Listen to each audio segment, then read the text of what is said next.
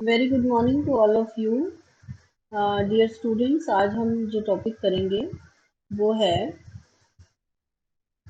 हमारे पास format specifications chapter चल रहा है। उसमें आज हमारा लास्ट लेक्चर है फॉर्मेट स्पेसिफिकेशंस के लिए। तो पहला टॉपिक है प्रिंटिंग कैरेक्टर स्ट्रिंग्स। ठीक है, प्रिंटिंग कैरेक्टर स्ट्रिंग्स में हम क्या सीखेंगे। सपोज हमें कोई कैरेक्टर की स्ट्रिंग प्रिंट करनी है। पहली बात तो ये ध्यान रखिए कि आप जो चैप्टर कर रहे हैं उसका नाम है फॉर्मेट। तो आप सिर्फ फॉर्मेट सीख रहे हैं कि हमने फॉर्मेट कैसे देना है। आपका काम सिर्फ अभी यही सीखना है कि हमने फॉर्मेट कैसे देना है, और बड़ा प्रोजेक्ट नहीं है अभी आपके पास कोई। ठीक है, तो अगर हम कैरेक्टर स्ट्रिंग्स प्रिंट करना चाहते हैं, पहला टॉपिक है आज का प्रिंटिंग कैरेक्टर स्ट्रिंग्स।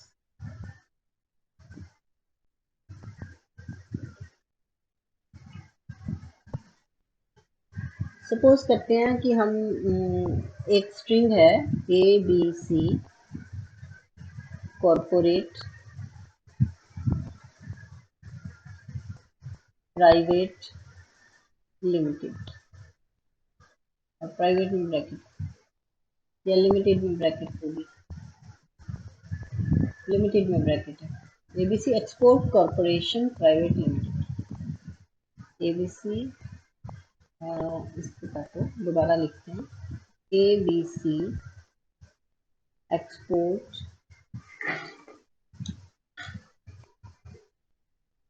कॉरपोरेशन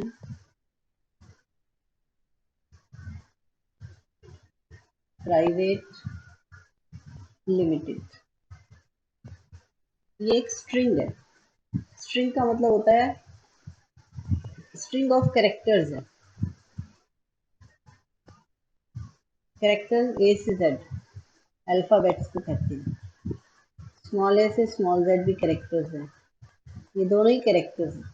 ये स्ट्रिंग्स ऑफ कैरेक्टर की बात कर रहे हैं इस टाइम हम।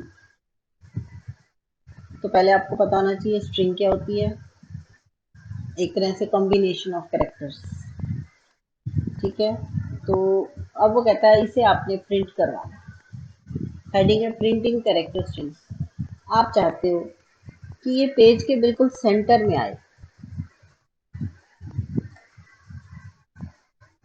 तो आपको फॉर्मेट देना पड़ेगा कि भी इससे पहले इतने ब्लैंक होने चाहिए, इसके बाद इतने ब्लैंक होने चाहिए। तो कितने ब्लैंक छोड़ें कि ये सेंटर में आए बिल्कुल पेज के प्रिंट होते हुए, ये स्ट्रिंग। तो इसका एक फॉर्मूला बनाया उन्होंने कि पहले इसके कैरेक्टर्स को गिनो, फिर उन कैरेक्टर्स को 80 में से घटा दो और बटा कर दो 2। जितना भी आएगा उसके आधे इधर छोड़ दो और आधे इधर छोड़ दो, तो वो सेंटर में आ गया। अब पहले यहीं पर मैं बताती हूँ कि कैसे। पहले कैरेक्टर गिनते हैं, 1 2 3 4। ब्लैंक आएगा वो भी कैरेक्टर है। 1 2 3 4 ब्लैंक भी कैरेक्टर है, जो स्पेस है बीच में। 5 6 7 8 9 10 11 12 13 14 15 16 17 18 19 20 21 22, फिर ब्लैंक 23 24 25 26, डॉट भी कैरेक्टर है 27। ठीक है, 28 29 30 31 32, और फिर ये 33, और एक और बीच में स्पेस था, 34 हो जाएंगे टोटल। 34 कैरेक्टर है। घटाओ 80 में से 34, कितने बचे? 66 नहीं 56। कितने बचेंगे 80 में से 34 से? 10 में 4 गए 6, और 7 में 3 गए 4, 46 बटा 2, कितने हुए? 23। तो हमें 23 ब्लैंक इधर छोड़ने हैं और 23 ब्लैंक इधर छोड़ने हैं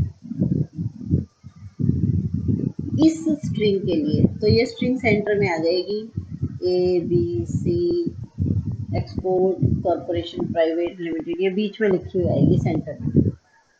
अगर कोई और स्ट्रिंग होती, मान लो हमारी स्ट्रिंग है, आपके पास बुक में और एग्जांपल भी है एक, ये तो पहले इसी एग्जांपल की बात करती हूँ।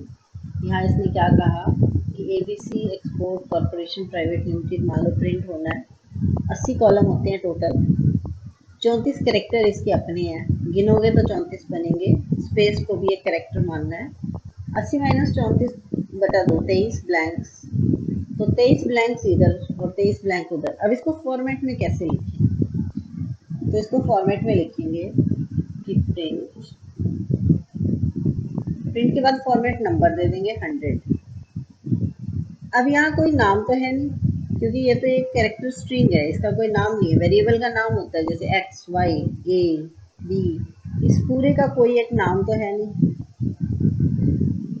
तो इसलिए खाली छोड़ देंगे। यहाँ लिस्ट आती थी, लेकिन यहाँ कोई लिस्ट नहीं आएगी। वैसे यहाँ लिस्ट होती थी कि किस किस को प्रिंट करना है, जिस जिसकी वैल्यू प्रिंट करनी है वो यहाँ आती थी, पर इस केस में यहाँ कोई लिस्ट नहीं है क्योंकि इसका कोई नाम नहीं है। अच्छा, फिर यहाँ 100 पर फॉर्मेट देंगे, फॉर्मेट प्रिंट के लिए पहले तो एक कैरेज कंट्रोल होता है, ये तो कंपल्शन है। 23 ब्लैंक छोड़ना चाहते हो आप, उसके बाद टाइप करना चाहते हो कोट्स में A B C export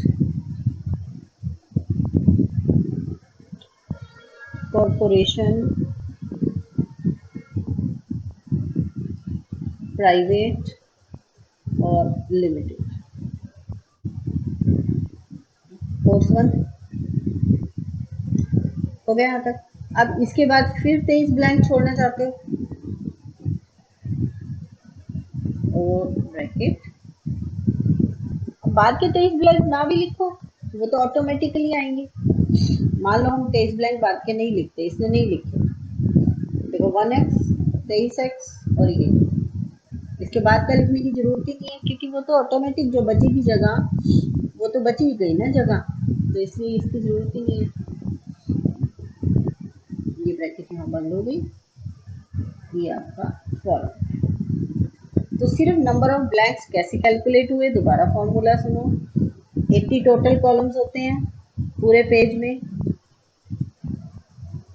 minus number of characters in string, जितने भी स्ट्रिंग में कैरेक्टर्स हैं वो काउंट कर लो, उसमें ब्लैंक भी काउंट होगा, डॉट भी काउंट होएगी, ब्रैकेट भी काउंट होएगी, बस कोट्स नहीं काउंट होते, डिवाइडेड बाय 2, तो जो भी आता है बटा 2 करने के बाद, ठीक है। जब 23 आ रहा था तो 23 ब्लैंक छोड़ने हैं, बस 23x।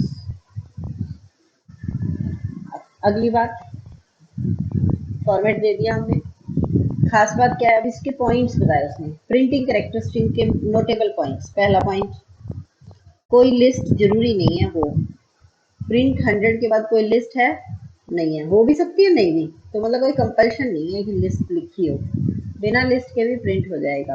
पहला पॉइंट कि लिस्ट में और मे नॉट, क्योंकि प्रिंटिंग हेडिंग ही प्रिंटिंग है, टाइटल है प्रिंटिंग, तो हम रीड की तो बात ही नहीं करेंगे, सिर्फ बात ही प्रिंट की करेंगे।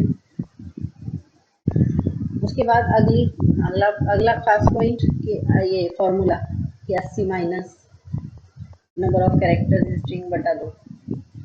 उसके बाद तीसरा पॉइंट कि जब फॉर्मेट दोगे आप तो उसमें आप एक तो कैरेज कंट्रोल लगाओगे ही लगाओगे, और उसके बाद उतने ब्लैंक्स छोड़ दोगे और बाकी स्ट्रिंग लिख दोगे। अब इसके नोटेबल पॉइंट्स यहाँ देखो। फर्स्ट नोटेबल पॉइंट है,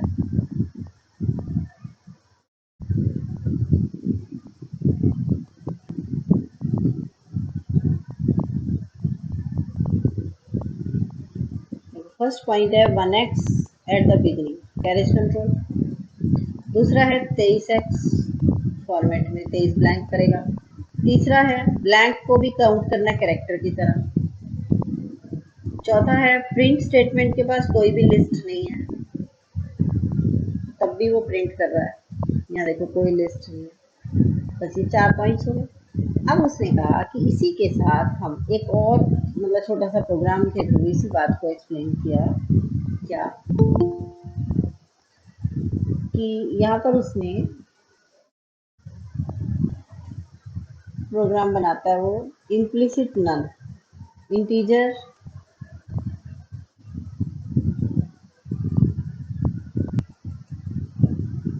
देखो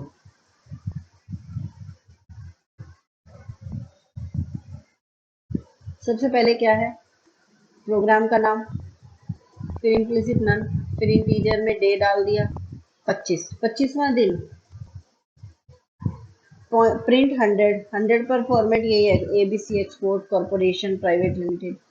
110 पर जो प्रिंट कर रहा है फॉर्मेट डे का, यहाँ लिस्ट भी दे दी, मतलब उसने क्लियर किया कि लिस्ट दे भी सकते हैं ना दें। ऊपर उसने कोई लिस्ट नहीं दी, 100 फॉर्मेट पर कोई लिस्ट नहीं है। यहाँ उसने लिस्ट दी तो डे नाम है, उसमें वेरिएबल डे है, शुरू में इंटीजर डिक्लेयर कर रखा है कि डे जो है वो इंटीजर है और उसकी वैल्यू है 25। तो अब वो जनवरी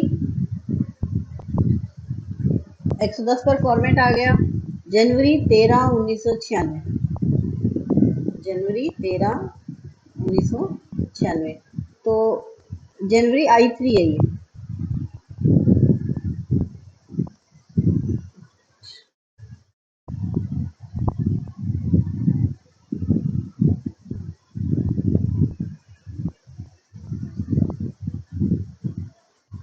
हाँ जी, अब देखो ये जो जनवरी है ये I3 है, 25 जनवरी 1996 लिखना चाहता है वो, ठीक है।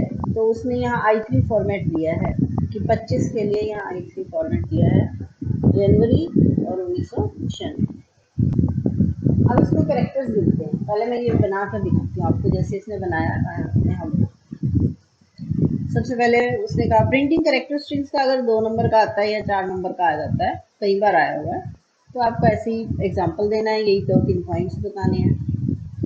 मान लो प्रोग्राम फॉर्म 5 ये नाम है, इम्प्लिसिट नन,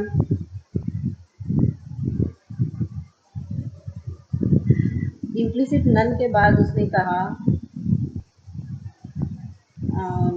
इंटीजर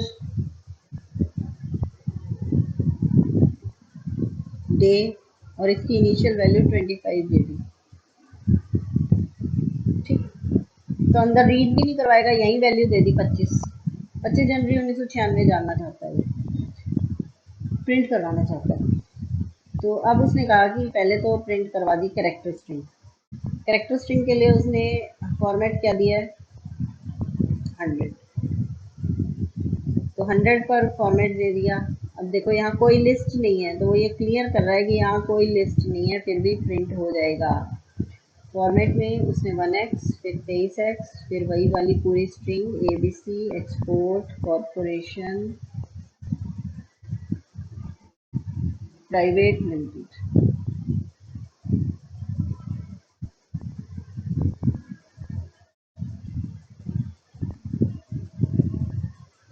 उसके बाद वो कहता है प्रिंट 110 कि अब 110 को भी प्रिंट करना है और फिर लिस्ट दे देता है डे। अब यहाँ फॉर्मेट मतलब वो कहना चाह रहा है कि कैरेक्टर स्ट्रिंग में लिस्ट दे भी सकते हैं और नहीं भी दे सकते, एक जगह दे दी एक जगह नहीं दी, फॉर्मेट 110। अब यहाँ वो जो टाइप करवाना चाह रहा है वो क्या है, पहले ब्लैंक, हमें नहीं पता कितना फॉर्मूला लगाएंगे अभी हम, तो वो जो कहता है जनवरी, जनवरी के बाद कॉमा, फिर कहता है I3 कॉमा और फिर 1996। I3 में जो भी आप वैल्यू दे रखे 25 वो आ जाएगी। अब देखो कितने कैरेक्टर्स हैं, आपको कैरेक्टर्स गिनो 1 2 3 4 5 6 7, ठीक। 7 के बाद एक कॉमा, कॉमा आना नहीं है, ये तो फॉर्मेट है, ये तो फॉर्मेट होता है ना कोट्स और कॉमा। 7 है ये, 2 2 4 6 7, 7 के बाद एक ये I3 में 3 है, 10 हो गए। 10 के बाद 11 12 13 14, तो 14 कैरेक्टर है हमारे हिसाब से, ठीक है। 14 कैरेक्टर में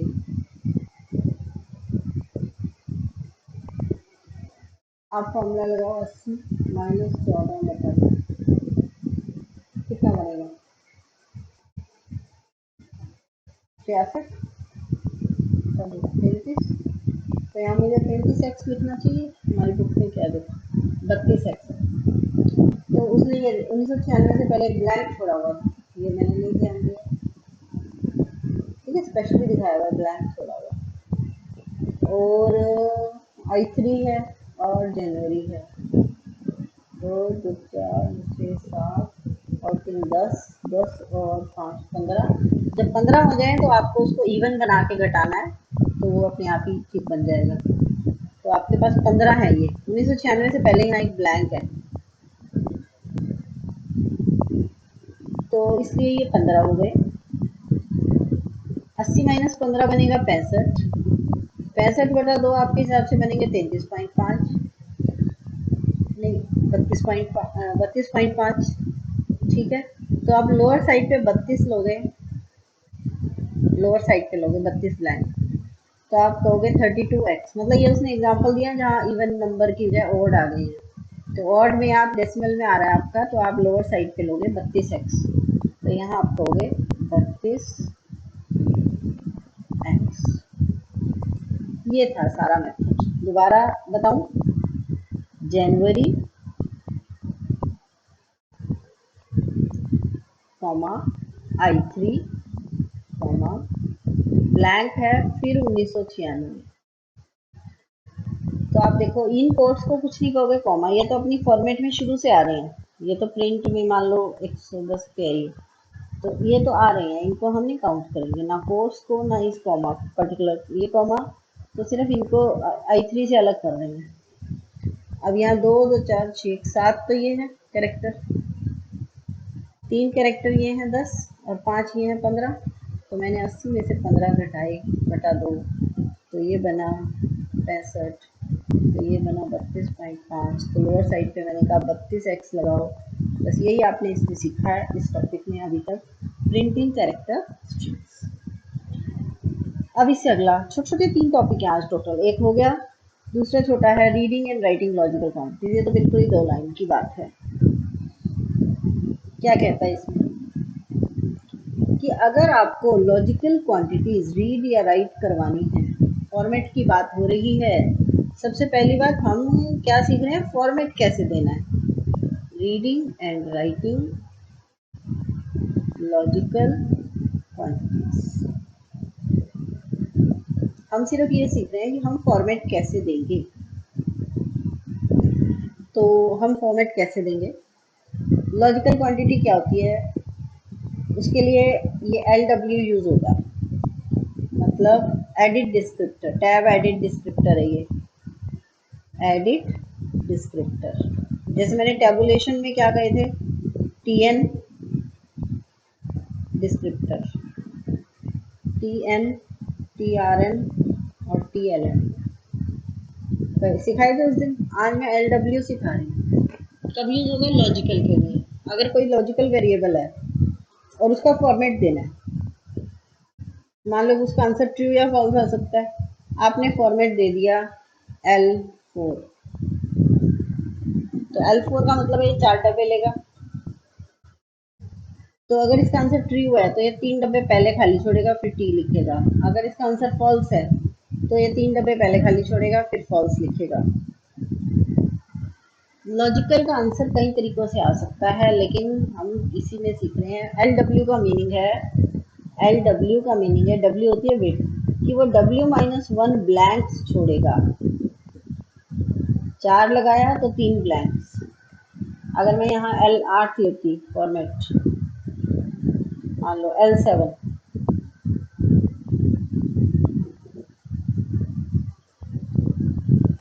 तो उस केस में कितने ब्लैंक्स छूटते, 6,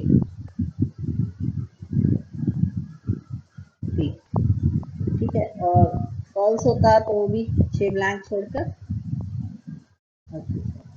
तो LW यानी W-1 ब्लैंक्स।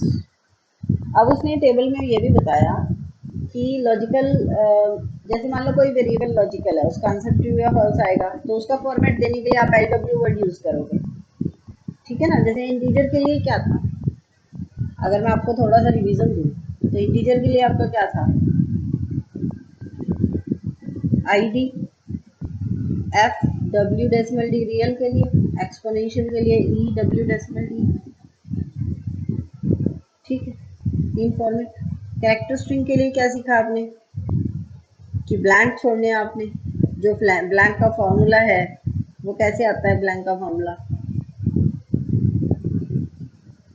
ब्लैंक का फॉर्मूला 80 माइनस कैरेक्टर्स बटा 2, यहाँ से आता है। उसके बाद ये तो कैरेक्टर स्ट्रिंग है। कैरेक्टर स्ट्रिंग के बाद लॉजिकल के लिए एल डब्ल्यू। एल डब्ल्यू का मतलब है कि आप L4 लिखते हो अगर, कि उसका आंसर ट्रू या फॉल्स आना है, कोई भी एक वेरिएबल एक्स है उसका आंसर ट्रू या फॉल्स है, तो आप L7 लिखते हो तो 6 ब्लैंक के बाद वो ट्रू डाल देगा। हो गया। अब इससे इसमें वो बता रहा है reading and writing logical quantities में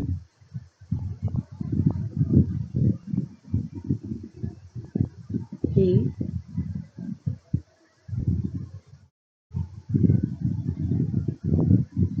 कि टेबल हमारी, मतलब हमारे पास कई तरह से लिख सकते हैं हम आंसर्स को। डाटा इंटरप्रेटेड अगर ट्रू है तो उसको लिखने के देखो कितने तरीके हैं।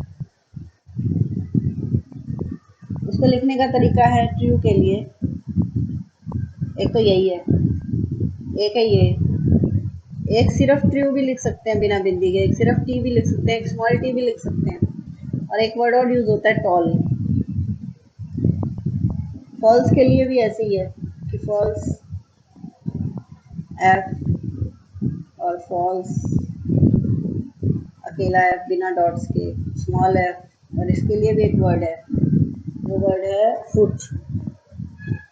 एक तरफ डॉट भी लगता है, ये भी एक है, ये एक अलग ही तरीका है, एक तरफ डॉट लग गया दूसरी तरफ नहीं है, और इसके लिए था फुट। टोल और फुट अलग अजीब से शब्द हैं जो यूज हो सकते हैं, पर हमारे यहाँ इनसे ज़्यादा कंसर्न नहीं है। हमें तो इतना ही सीखना था कि एल डब्ल्यू का मतलब है W-1 ब्लैंक्स, क्योंकि हमारा टॉपिक फॉर्मेट से कनेक्टेड है बस। अब लास्ट टॉपिक आज का, जनरलाइज्ड इनपुट आउटपुट स्टेटमेंट्स। ये भी दो दो नंबर के हैं ये सारे टॉपिक, टैबुलेशन भी, रिकॉर्ड स्पेसिंग भी, प्रिंटिंग कैरेक्टर स्ट्रिंग्स भी, ये दो दो नंबर में आते हैं, ठीक है।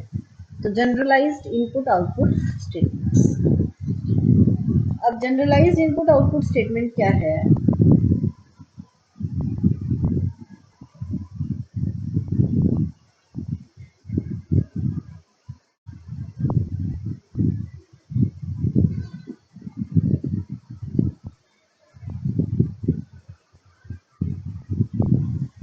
आप हमेशा क्या करते थे, हमेशा रीड इनपुट स्टेटमेंट में स्टार और कॉमा लगा देते, ठीक है। रीड करने के लिए आपका डिवाइस होता है वीडियो, ये जो स्क्रीन है यहाँ से रीड होता है। अच्छा, कोई बच्चा पेन ड्राइव से भी इनपुट दे सकता है, पेन ड्राइव में ऑलरेडी टाइप दो और वहां से दे दो। कोई बच्चा सीडी से भी दे सकता है इनपुट, मैग्नेटिक टेप भी पुराने टाइम में चलती थी, उससे भी हो सकता है इनपुट देनी पड़ जाए, पुरानी प्रोग्राम में इनपुट देना। तो ये सारे रीड करने के डिवाइसेस हैं। अब ये तो डिफ़ॉल्ट के लिए था, जो हम तरीका था इसमें, तो default input device, default input होती है स्क्रीन, ये विजुअल डिस्प्ले यूनिट, इसको हम डिफ़ॉल्ट मानते हैं कि ये तो है ही। तो हम जो अब तक सीख रहे थे वो इसके लिए था। अब हमारा हेडिंग है जनरलाइज्ड। मान लो इनपुट डिवाइस कोई और आ जाए, आउटपुट डिवाइस कोई और आ जाए। आउटपुट डिवाइस हमारा डिफ़ॉल्ट है प्रिंटर, आउटपुट डिवाइस जो हमारा डिफ़ॉल्ट है वो क्या है, प्रिंटर। मान लो कोई और आ जाए, आप इसमें करना चाह रहे हो आउटपुट टाइप, इसमें आउटपुट लेना चाह रहे हो पेन ड्राइव में, तो इस सारे केसेस के लिए हम क्या तरीका होता है, इसका तरीका है कि रीड ब्रैकेट, आप यूनिट लिखोगे, मान लो नंबर 5 दे दिया, सपोज आपने 5 नंबर वीडियो को दिया हुआ है, पेन ड्राइव को 10, सीडी को 15 और मैग्नेटिक टेप को 20। तो आप यहाँ जो सा आपका इनपुट है वो नंबर डाल दोगे, यूनिट। फिर फॉर्मेट एफएमटी, फॉर्मेट स्टेटमेंट का नंबर, फॉर्मेट स्टेटमेंट का नंबर मान लो आपका है 200, और फिर आईओ स्टेट, आइयोस्टेट होता है वो स्विच जिसकी दो ही वैल्यू हो सकती हैं, ओके जैसा होता था। आइयोस्टेट या तो जीरो होगा या वन होगा, जीरो होगा या नॉन जीरो, तो आइयोस्टेट इज इक्वल टू जीरो या नॉन जीरो। यहाँ से देख लो, जनरलाइज्ड इनपुट में जो सबसे इम्पोर्टेंट है वो है ये यूनिट 5 में बहुत बार आई है, बहुत बार क्वेश्चन पेपर बहुत ज़्यादा आया हुआ है, हर साल आता है ये। एफ एम टी 125 का मतलब फॉर्मेट स्टेटमेंट का नंबर 125, आईओ स्टेट बराबर आईओ एरर, आईओ स्टेट बराबर आईओ एरर। अब आप कहोगे कि किसी प्रोग्राम में एरर का मामला ही ना हो, कोई एरर आना ही नहीं, कुछ है ही नहीं, एरर का कोई इशू ही नहीं है, तो आप छोड़ दो, ये ऑप्शनल है, तो वहाँ ये नहीं दोगे आप, अगर प्रोग्राम में एरर से कोई कंसर्न ही नहीं है। ठीक है, ये फॉर्मेट स्टेटमेंट का नंबर है, ये आपकी इनपुट डिवाइस का नंबर है। तो इस पूरी लिस्ट को बोलते हैं सी लिस्ट। सी लिस्ट का मतलब होता है कंट्रोल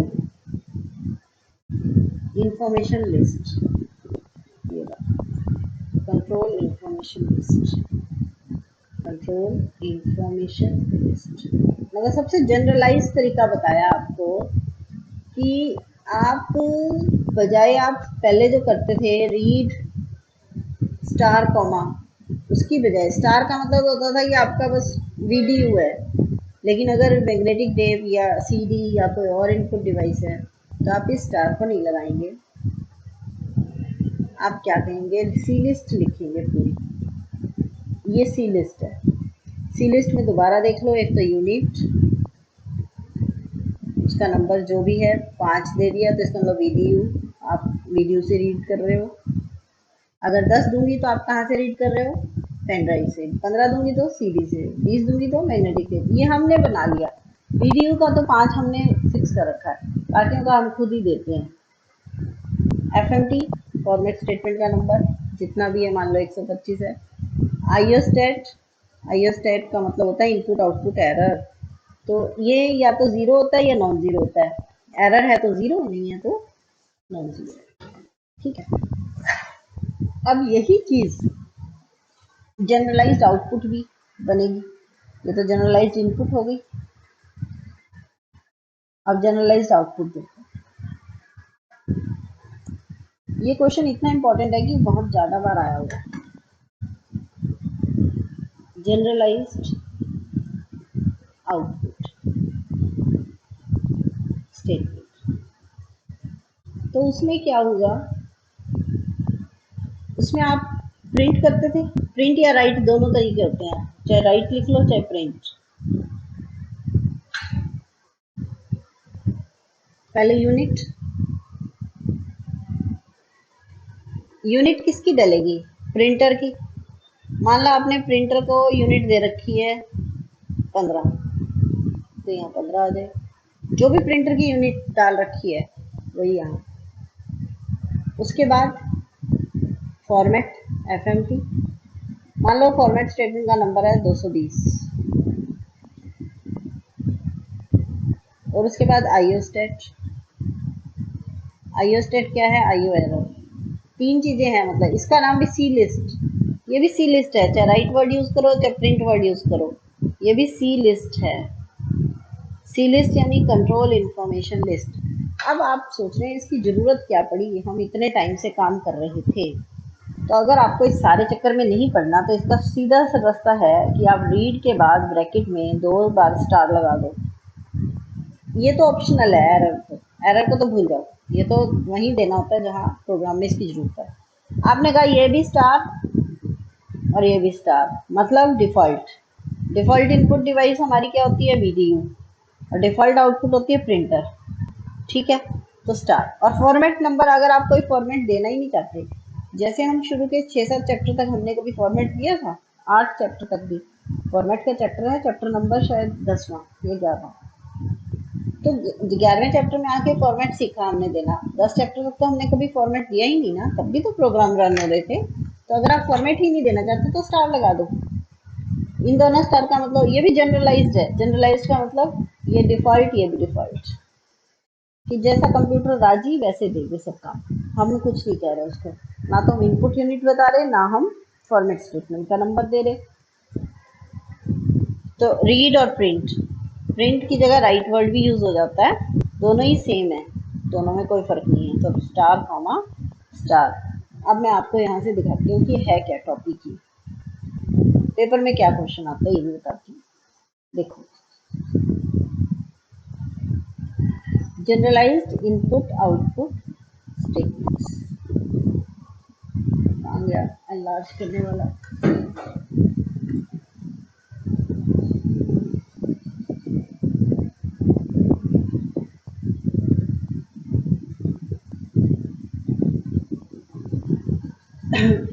अब आप कहते हो कि आपके पास यहाँ यूनिट है और यहाँ फॉर्मेट है और यहाँ लिस्ट। लिस्ट का मतलब मान लो एक्स वाई और एन, तीन चीज़ों का है। यूनिट, जिस यूनिट से आप रीड करोगे, यूनिट आपकी विजुअल डिस्प्ले यूनिट चलती है default. Visual display unit screen को कहते हैं, जिस स्क्रीन पे मैं अभी लिख रही हूँ लैपटॉप में, ये वीडियो है। Format, format number. तो उसने कहा पहले तो ये जनरल स्टेटमेंट है। फिर उसने कहा कि हम क्या करते हैं, हम वीडियो को मान लो 5 नंबर दे दिया यूनिट, वो डिफ़ॉल्ट इनपुट यूनिट को हमने दे दिया। और प्रिंटर हमारी है default output unit. Default input unit अगर कभी भी आ जाए तो क्या है, वीडियो, और डिफ़ॉल्ट आउटपुट है प्रिंटर। स्क्रीन से इनपुट देते हो और प्रिंटर से आउटपुट निकालते हो। तो आपने कहा कि 5 का मतलब है हमारी इनपुट यूनिट का नंबर, 25 है हमारी फॉर्मेट स्टेटमेंट का नंबर, और लिस्ट है ABC। 25 पर आपने फॉर्मेट दे दिया, ठीक है, ये आपकी हो गई। ऐसे ही आउटपुट में क्या करोगे, जनरल आउटपुट स्टेटमेंट, वहाँ राइट, यूनिट, फॉर्मेट और लिस्ट। तो राइट में अगर 3 लिख रहे हो, 3 आप प्रिंटर को दे रहे हो, और 35 आपकी फॉर्मेट नंबर है, फॉर्मेट स्टेटमेंट का नंबर है, और XYZ आपकी लिस्ट है, और इसमें 1x जरूर आएगा, क्योंकि ये राइट प्रिंट स्टेटमेंट या राइट स्टेटमेंट में कैरेज कंट्रोल जरूर आता है, तो 1x आ रहा है। क्लियर है बात। मैंने भी यही सिखाया कि राइट या रीड में यूनिट और फॉर्मेट आएंगे। अब आईओ स्टेट कहाँ से आया, आईओ स्टेट, अच्छा उसने कहा कि हम अगर हम खुद ही नहीं पता हमें कि हमारा इनपुट डिवाइस कौन होगा, हो सकता है हम रीड डिस्क से करें, हो सकता है रीडर भी होते हैं कुछ, टर्मिनल, कई तरीके होते हैं रीड करवाने के।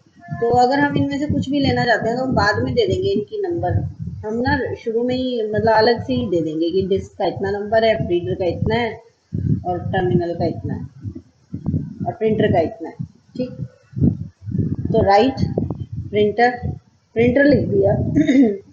जब प्रोग्राम रन हो गया तो हमने प्रिंटर को खुद ही नंबर दिया। मान लो प्रिंटर को नंबर दे दिया, सपोज करते हैं 6, तो यहाँ 6 आ जाएगा, 6,40।